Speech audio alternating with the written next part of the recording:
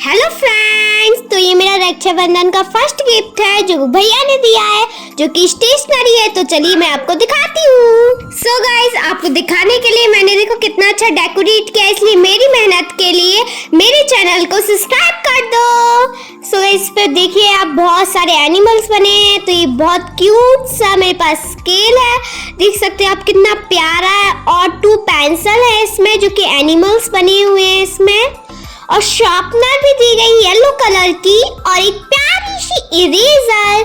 और इसके साथ मुझे एक पर्स भी मिला था जो कि बहुत क्यूट था। सो फ्रेंड्स, इस पर्स में अपनी जितने भी रक्षाबंधन में पैसे मिलेंगे वो मैं इसमें रखूंगी, और भी मुझे जो गिफ्ट्स मिलेंगे वो आपको मैं बाद में दिखाऊंगी। Bye bye.